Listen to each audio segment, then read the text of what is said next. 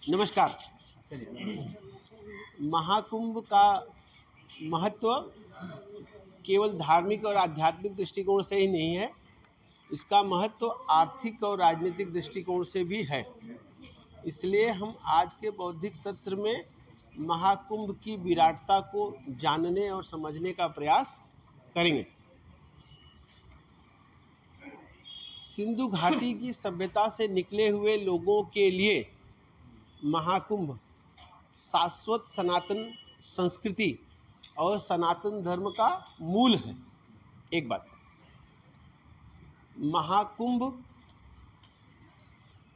इस संपूर्ण धरातल का सबसे बृहद, अद्भुत, अविस्मरणीय, अद्वितीय धार्मिक समागम है। तीसरी बात, महाकुंभ इस संपूर्ण धरातल के चीर पुरातन भिन्न भिन्न मतों और संप्रदायों को मानने वाले लोगों के लिए सामंजस्य, समरसता और सुगमता का सबसे बृहद और विस्तृत प्रमाण है। महाकुंभ की विशालता को इस बात से समझा जा सकता है कि महाकुंभ का अभिप्राय समुद्र मंथन से है और समुद्र मंथन का प्रयोजन अमृत प्राप्ति के लिए किया गया था और अमृत मंथन की कथा का वर्णन चार पुराणों में मिलता है। उसमें से 4 हैं श्रीमद् भागवत पुराण में अमृत मंथन की जो है कथा का वर्णन है, स्कंद पुराण में है, विष्णु पुराण में है और महाभारत में भी है। यह बातें यह बताने के लिए है कि यह कोई साधारण घटना नहीं है। इस बार प्रयागराज में आयोजित महाकुंभ का उद्घोष वाक्य है दिव्य कुंभ भव्य कुंभ। दिव्य और भव्य क्यों, पहले उसको जान लीजिए। महाकुंभ केवल भारतीयों के लिए नहीं बल्कि संपूर्ण विश्व के लिए इस पूरी धरा का सबसे अद्भुत, अविस्मरणीय और असाधारण आयोजन है। महाकुंभ इस धरती का, इस आधुनिक भारत का सबसे बड़ा, विशालतम जन सैलाब का एक धार्मिक आयोजन है। महाकुंभ की वैश्विकता यानी इसके विश्व धरातल पर, विश्व पटल पर अगर इसकी प्रामाणिकता को समझा जाए तो 2017 में यूनेस्को ने महाकुंभ को मानवता की अमूर्त सांस्कृतिक धरोहर का उसको जो है तमगा दिया हुआ है, उसका खिताब दिया हुआ है। यानी इसको यूनेस्को ने भी इसको प्रमाणित किया है कि यह मानवता की अमूर्त, intangible cultural heritage of humanity का जो है दर्जा दिया हुआ है। महाकुंभ की विशालता को समझें तो इतने बड़े विशाल जनसमूह के आवागमन का प्रबंधन, उनके आवास का प्रबंधन, उनके भोजन का प्रबंधन, उनके स्वास्थ्य का प्रबंधन, उनकी अन्य व्यवस्थाओं का संबंधन, पर्यावरण का प्रबंधन, यह अपने आप में ही एक बहुत बड़ी अद्भुत घटना है। यह मानवीय कल्पनाओं से दूर की बात है। बिना दैवी शक्ति के इतना बड़ा प्रबंधन संभव ही नहीं है। महाकुंभ अब सिर्फ केवल धार्मिक और आध्यात्मिक आयोजन भर नहीं रह गया है। महाकुंभ अब भारत की ऐतिहासिक सांस्कृतिक विरासत का सबसे बड़ा दृष्टिकोण है। भारतीयता और भारतीय संस्कृति के बारे में अगर किसी को बात करनी है तो उसको महाकुंभ के बारे में समझना आवश्यक। ये तो अपने महाकुंभ के बारे में आपको बता दिया।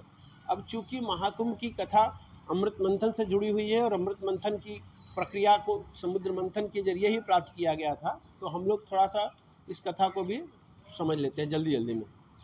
एक कथा इस प्रकार से है कि एक महर्षि थे देवऋषि, और देवऋषि जो है 3 कारणों से जाने जाते हैं। तो एक था कि उनका तपोबल बड़ा भारी था, उनके पास ज्ञान बल बहुत था, और तीसरी और अंतिम बात थी कि उनके अंदर क्रोध बहुत था, क्रोधी बहुत थे। एक बार वो देवऋषि देवराज इंद्र से मिलने के लिए स्वर्गलोक गए।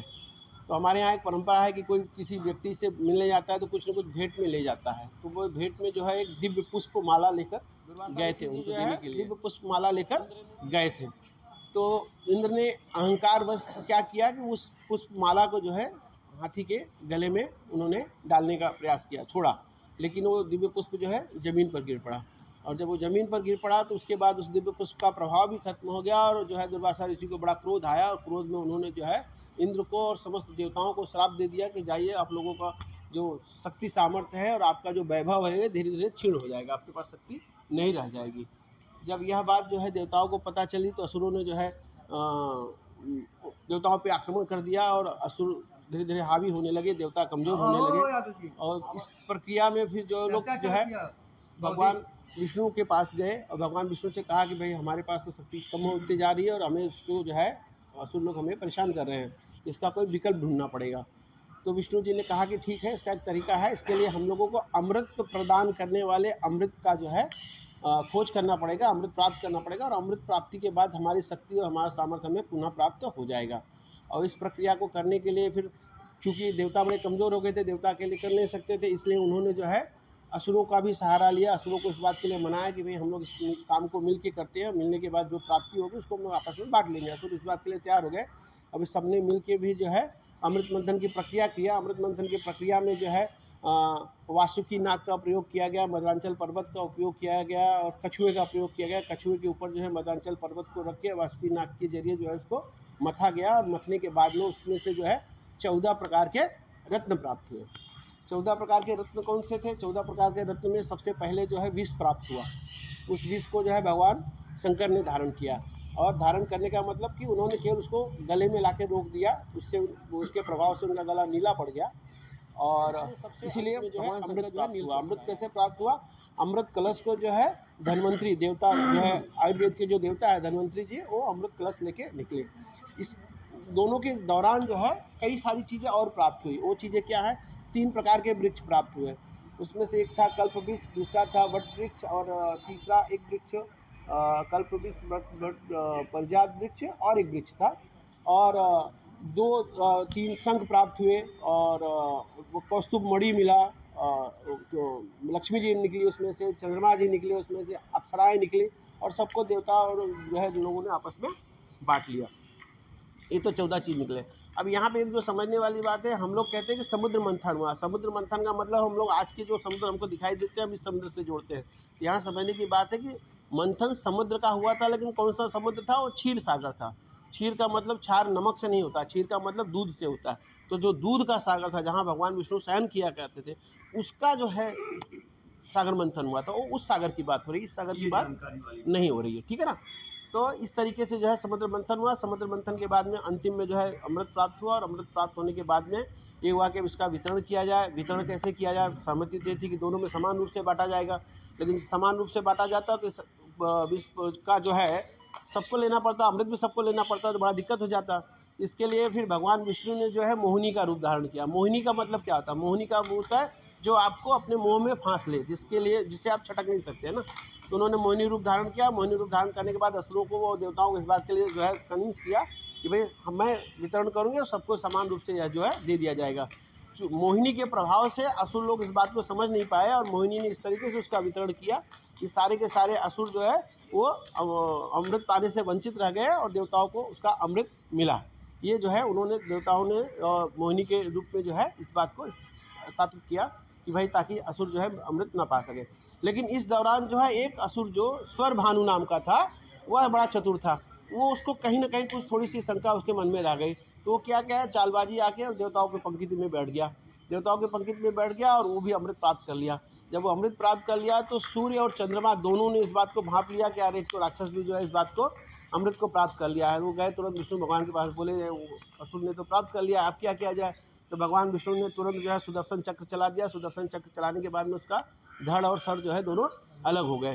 दोनों अलग होने के बाद में चूंकि वो अमृत पी लिए थे, मर नहीं सकते थे, इसलिए उनका सिर और धड़ जो है दोनों दो अलग अलग जो है नक्षत्र बन गए। एक बने जो है राहु और एक केतु बना। चूंकि राहु और केतु के मालूम पड़ गया था कि भाई ये शिकायत जो है चंद्रमा और सूर्य ने किया है, इसलिए वो चंद्रमा और सूर्य से बदला लेने के लिए हर बार जो है चंद्र ग्रहण और सूर्य ग्रहण लगाने के लिए आते हैं। अब यहाँ पे कथा को हम लोग 2-3 मिनट के लिए दूसरा रूप देते हैं। ये जो समुद्र मंथन की प्रक्रिया है, यह तो एक कथा है। इस कथा से हमें नैतिक ज्ञान क्या मिलता है? इस नैतिक ज्ञान को अगर हम लोग समझ लेंगे तो हमें जो है इस कहानी का लाभ मिलेगा, अन्यथा कथा कथा तक ही रह जाएगी। कथा क्या है? इस नैतिक ज्ञानों को हमें अपने जीवन में उतारना है। नैतिक ज्ञान क्या क्या प्राप्त होता है, मैं 5-6 आपको बताता हूँ। सबसे पहला नैतिक ज्ञान प्राप्त होता है कि सुर और असुर के अंदर इतना विरोधाभास था, दोनों जो है एक दूसरे के साथ मनभेद मतभेद दोनों भी था, लेकिन दोनों जो है एक विशेष कार्य के लिए जो है आपस में जुड़े। यह बात यह बताता है कि हमें भी बड़े कार्य के लिए आपसी मतभेद और मनभेद को भुला के बड़े लक्ष्य की प्राप्ति के लिए जुड़ने के लिए, सनातन धर्म की रक्षा के लिए हमें आपस में जुड़ना पड़ेगा, आपसी भेदभाव को हम लोग को किनारे रखना पड़ेगा। एक बात। दूसरी बात, भगवान विष्णु की बात को सबने माना। यह क्या बात अंकित करता है, यह बात यह इस बात को अंकित करता है कि हमारे अंदर अपना का स्वयं का ज्ञान कितना भी बड़ा हो, लेकिन कोई सर्वमान व्यक्ति गणमान व्यक्ति अगर कोई चीज कह रहा है तो हमें उसका अनुसरण करना चाहिए। तीसरी बात, भगवान विष्णु ने 3 चीजों का उपयोग किया, वासुकीनाग का किया, कश्यप का किया और मदरांचल पर्वत किया। क्या दिखाता है, यह दिखाता है कि जो आपके पास उपलब्ध रिसोर्सेस है, जो आपके पास उपलब्ध है, उसी में से आप अपने काम को बनाने का प्रयास करिए। मत बैठ जाइए कि नहीं यार वो आएगा तो ही मेरा काम चलेगा, नहीं तो मैं उसके इंतजार में बैठा रहूंगा, है ना।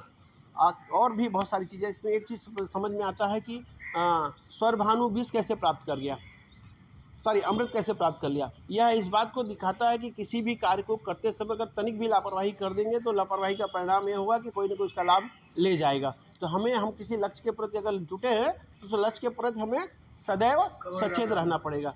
स्वर और भानु की हत्या, मतलब उसका जो है चक्र से उसका जो है वध कर देने के बावजूद भी वो आज भी ग्रहण लगाते हैं सूर्यचंद्र। यह क्या चीज दिखाता है, यह चीज दिखाता है कि तनिक सी भी लापरवाही आपको कितना दीर्घकालिक नुकसान पहुंचा सकता है। यह सब नैतिक ज्ञान जो है इस कथा से मिलता है। अब कथा के अंतिम पड़ाव पे आते हैं। कथा का अंतिम पड़ाव इस तरीके से रहा कि अब महाकुंभ को और अच्छे से समझते हैं।